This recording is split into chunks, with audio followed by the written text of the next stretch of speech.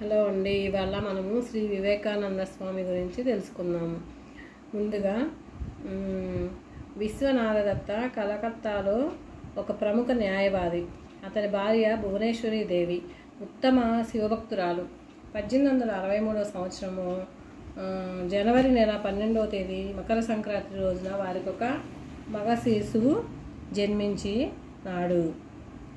సూర్యభగవానునికి ప్రియమైన రోజున పుట్టిన ఈ బాలుడే జ్ఞానభాస్కరుడై నిద్రపోతున్న భారతదేశంను తట్టి లేపిన వివేకానందుడు. పిల్లవాడికి నరేంద్రుడని పేరు, నరేన్ అని ముద్దుగా పిలుస్తాము. దేవతలలో దేవేంద్రుడి వలె నరులందరిలోనూ ఇతడు నరేంద్రుడుగా వెలుగొందుగాక.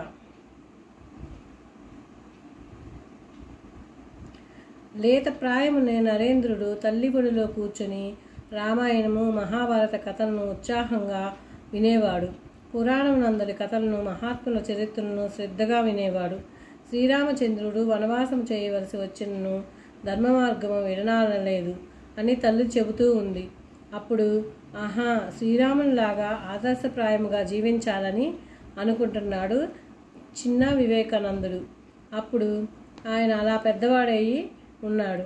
నరేంద్రుడు ఎప్పుడూనూ చాలా తెలివిగా, ఉత్సాహంగా ఉండేవాడు. చదువుల్లోనూ ఆటల్లోనూ మిన్న. అదే సమయమున ధ్యానం చేయట్లోనూ చాలా ఆసక్తి. ఒకసారి ధ్యానంలో ఉన్నప్పుడు ఆయన ధ్యానంలో ఉండగా పిల్లలందరూ అంటే స్నేహితులందరూ కూడా నరేన్ లేవరా, అదిగో నీ వైపుగా పడగ ఎత్తున పాము వస్తుంది అని చెబుతున్నారు. కానీ ఆయన కదలలేదు. అప్పుడు నరేంద్రునితో పాటు అతని ధీశక్తి కూడా పెరుగుతూ వచ్చింది. కళాశాల రోజుల్లో పాశ్చాత్య తత్వజ్ఞానులు చింతనా సరళిని క్షుణ్ణంగా పరిశీలించాడు. గంటల తరబడి విషయాలను ఆలోచించేవాడు. యువ నరేంద్రుని మనసులో ఒక ప్రశ్న చెలరేగి క్రమంగా అది విశ్వరూపం ధరించింది. అప్పుడు అతనికి దేవుని గురించి తెలుసుకోవాలని కోరిక కలిగింది. అనగా, మీరు దేవుణ్ణి చూసితిరా అని మహాత్ములను, ఋషులను అడగసాగాడు. అప్పుడు ఒక్కొక్క దేవాలయానికి వెళ్తూ ఒక్కొక్కరిని దర్శించుకుంటూ అక్కడ ఉన్న పెద్దలను అడుగుతున్నారు. మీరు భగవంతుని దర్శించిరా అని అడిగాడు గురువు గారిని. అలా అందరినీ అడుగుతూ ఉన్నాడు. మీరు సర్వేశ్వరుని గాంచితిరా అని ఇంకొక గురువుని అడిగారు. అప్పుడు అలా గురువుల దగ్గరికి వెళ్తూ ఉండగా తాము భగవంతుని దర్శించినట్లుగా ఒక్కరు కూడా చెప్పకపోవడంతో శ్రీరామకృష్ణ పరమహంసను గూర్చి విని ఆయన్ని దర్శించడానికి ఒకరోజు బయలుదేరాడు.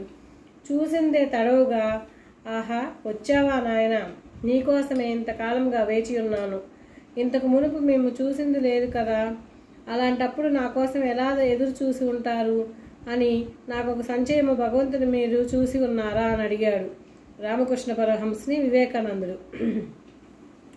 పరమహంస చిరు మందహాసంతో, అవును నాయన, నేను భగవంతుడిని చూసినాను. నిన్ను ఇప్పుడు చూస్తున్నట్లు అంతకంటే స్పష్టంగా చూసి ఉన్నాను. అంత మాత్రమే కాదు, నీకు కూడా కావలిస్తే భగవంతుడిని చూపించగలను అన్నాడు రామకృష్ణ పరమహంస. పరమహంస బదులు నరేంద్రుని ఆశ్చర్యశక్తిని చేసింది. చాలాసార్లు ఆయన్ను దర్శించడానికి వచ్చాడు. ఒకరోజు పరమహంస పూజించే కాళికాలయమునకు 3 సార్లు వెళ్ళాడు. పరమహంస అనుగ్రహం వల్ల కాళికామాతను ప్రత్యక్షంగా దర్శించాడు. జగన్మాత, నాకు భక్తిని, జ్ఞానమును, వైరాగ్యమును ప్రసాదించు తల్లి అని కోరుకున్నాడు. ఇంకొక రోజు పరమహంస నరేంద్రుని హృదయమును తాకిన వెంటనే, ఈ చరాచర ప్రపంచమంతా భగవంతునితో నిండి ఉన్నది. భగవంతుడే ఈ విశ్వంలోని సకలమును తానుగా అయి ఉన్నాడు. ఈ పరమ సత్యమును ప్రత్యక్షముగా, అనుభవపూర్వకంగా కాంచుచున్నాను అని వివేకానందుడు లీనమైపోయాడు. ఆ తర్వాత పరమహంస కృప వలన ఇంకా ఎన్నో ఉన్నత ఆధ్యాత్మిక అనుభవాలను నరేంద్రునికి కలిగినవి. శ్రీరామకృష్ణులు వ్యాధిగ్రస్తులైనప్పుడు శిష్యులందరూ ఆయన సమీపంలో ఉండి శుశ్రూషలు గావించుచూ ఉండిరి. తాను తిరోధానమునకు కొంత ముందుగా పరమహంస నరేంద్రునితో పాటు 12 మందిని శిష్యులకు కావిగుడ్డల నొసంగి సన్యాస దీక్ష ప్రసాదించారు. శ్రీరామకృష్ణ పరమహంస 16/8/1886 మహాసమాధి నొందారు. సన్యాసము స్వీకరించిన నరేంద్రుడు వివేకానందుడుగా వెలుగొందాడు.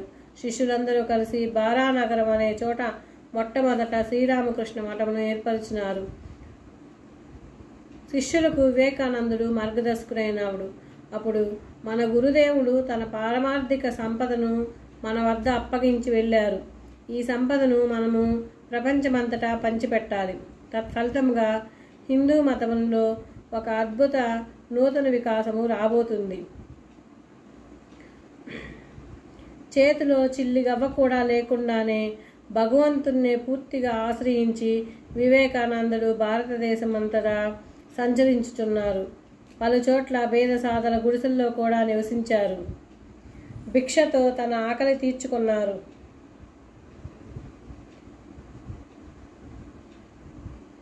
కొన్ని సందర్భముల్లో రాజగృహములందు బస చేసి రాజోపచారములను కూడా స్వీకరించినాడు. ఉత్తర భారతదేశంలో కాశీ మొదలు పలు క్షేత్రములను దర్శించి వివేకానందుడు కన్యాకుమారికి వచ్చాడు. సముద్ర మధ్యమున గల పెద్ద శిల మీద 3 రోజుల గాఢ తపస్సు ఆచరించాడు. అప్పుడు భారతం యొక్క నిజస్వరూపము ఆయనకి దృగ్గోచరమైనది. ధ్యానస్థితిలో ఉన్నాడు. ఆ శిల మీద ధ్యానస్థితిలో ఉండగా అత్యంత ఉన్నతమైన పారమార్థిక సత్యములు ఈ పుణ్యభూమి మీద ఎందే పుట్టినవి.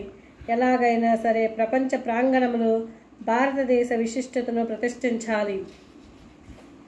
కన్యాకుమారి నుండి మద్రాసు చేరిన స్వామీజీ ఉత్సాహపూరితులైన శిష్యులను రూపొందించాడు. స్వామీజీ అమెరికాలోని చికాగో నగరంలో సర్వమత మహాసభ జరుగుతున్నది.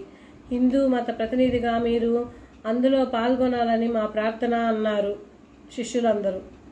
గురుదేవుని కృప వల్ల అట్లే జరుగుగాక అన్నారు వివేకానందుడు. మద్రాసులోని శిష్యులు స్వామీజీ ప్రయాణం కోసం ఇంటింటికి వెళ్ళి నిధులు సేకరించారు. 1893 సంవత్సరంన మే 31వ తేదీ బొంబాయి నుండి ఓడ బయలుదేరింది. చికాగో నగరమున 1893 సెప్టెంబర్ 11వ తేదీన సర్వమత మహాసభ మొదలైనది. మత ప్రతినిధులందరూ తమ మత విశిష్టతలను గూర్చి ప్రసంగించారు. 30 ఏండ్ల ప్రాయము గల వివేకానందునికి అప్పుడు కొన్ని నిమిషములు మాత్రమే ఇవ్వబడింది. వివేకానందుని దివ్యవాణి సింహగర్జనగా ప్రతిధ్వనించింది. అమెరికా దేశ సోదర సోదరీమణులారా, ప్రపంచంలోని మతములకన్నింటికీ తల్లి మతముగా ఉంటున్న హిందూ మతము పేరిట, హిందూ మహర్షుల పేరిట మీ అందరికీ శుభాకాంక్షలు తెలుపుచున్నాను. సమయం ఎలా గడిచిపోయిందో తెలియకుండా సభికులు ఆయన పలకరింపులతో తన్మయులయ్యారు. తర్వాత కరఘోషములు మిన్నంట ప్రశంసలు గావించారు. మరుసటి రోజు అమెరికా పత్రికలన్నిటి కూడా ఎందును స్వామీజీ ప్రశంసలే, అతని ఛాయాచిత్రములే. ప్రపంచమంతటా కార్చిచ్చువలే ఈ వార్త చొచ్చుకుపోయింది. హిందూ మతము యొక్క కీర్తికి చంద్రికలు అన్ని చోట్ల వ్యాపించాయి. ఆయన ఉపన్యాసమే సర్వోత్కృష్టంగా ఉండిందంట. 30 ఏండ్ల యువకుడైన హిందూ యోగియట. ఎవరి స్వామీజీ? ఆహా, ఎంత చక్కని ఉపన్యాసము, ఎంత స్పష్టంగా చెప్పారు. అక్కడున్న పౌరులందరూ ఇవే పత్రికలు చదువుతూ ఉన్నారు. అమెరికాలోని వీధుల్లోనూ గృహముల్లోనూ వివేకానందుని ఛాయాచిత్రములు ఉంచబడినవి. నగరమంతటా ఒకే ఉత్సాహము. అమెరికాలో పలు భాగముల నుండి, ఇంగ్లాండ్ నుండి స్వామీజీకి ఉపన్యాసములు ఇవ్వడానికి ఆహ్వానములు రాసాగినవి. స్వామీజీ కూడా ఎంత ఉత్సాహంతో చాలా చోట్ల ఉపన్యాసములు గావించారు. అక్కడక్కడ ఎంతోమంది స్వామీజీకి శిష్యులయ్యారు. అమెరికాలోను ఇంగ్లాండ్ నందును ఉంటున్న తన శిష్యుల ద్వారా స్వామీజీ వేదాంత సంఘంలో ప్రారంభించారు. చికాగోలో వేదాంత సంఘంలో చాలాసార్లు మాట్లాడారు. అలాగే న్యూయార్క్ వేదాంత సంఘంలో చాలాసార్లు ఉపన్యసించారు. లండన్ భారతీయ వేదాంత సంఘంలో కూడా అలాగనే ఉపన్యసించారు. 1897 సంవత్సరం ఇంగ్లాండ్ నుండి ఓడలో బయలుదేరిన స్వామీజీ పాంబన్ రేవులో అడుగుపెట్టినప్పుడు రామనాథపుర మహారాజైన భాస్కర సేతుపతి వైభవోపేతంగా ఆయన్ను ఆహ్వానించాడు. స్వామీజీకి స్వాగతం, స్వామీజీకి స్వాగతం అంటూ అందరూ కూడా అంటూ ఉన్నారు. వివేకానంద స్వామికి జై, వివేకానంద స్వామీజీకి జై అంటున్నారు. హిందూ మతముకు జై, హిందూ మతమునకు జై అని అంటున్నారు. అలా మద్రాసు వచ్చే దారిలో పాంబను, రామేశ్వరము, పరమకుడి, మదురై, కుంభకోణములందు స్వామీజీని దర్శించుకోవడానికి జనులు తీర్థ ప్రజలాగా తండోపతండములుగా రాగసాగారు. స్వామీజీ అత్యంత భావగర్భితములైన ప్రసంగములు గావించారు. మద్రాసున ఇంతవరకు చరిత్రలో కనబడని బ్రహ్మాండమైన స్వాగతము స్వామీజీకి లభించింది. మద్రాసులో చక్కని 6 ఉపన్యాసాలు గావించారు. యువశక్తిని జాగృతం చేయించారు. సాహసోపేతులైన, పురుషుద్ధులైన, బుద్ధిశాలురైన యువకులు 1000 మంది నడుములు బిగించి ముందుకు రండి, గాఢ తపస్సులో మునిగి ఉన్న మాతృదేశమును మేల్కొల్పుదుము. కలకత్తాకు తిరిగి వచ్చిన పిమ్మట పవిత్ర గంగానదీ తీరమున బేలూరు అనే చోట రామకృష్ణ మిషన్ అనే సేవా సంస్థను స్థాపించారు. పారమార్థికత, విద్య, వైద్య సదుపాయములు, ప్రకృతి వైపరీత్య నివారణ మొన్న రంగముల్లో మనము సేవ చేయాలని స్వామీజీ జనులందరికీ చెబుతూ ఉంటారు. శ్రీరామకృష్ణ మఠ సంస్థలు ప్రపంచంలో పలు చోట్ల సేవా కార్యములు కొనసాగించుచున్నవి. మానవ సేవయే మాధవ సేవగా చెప్తూ ఉన్నవి.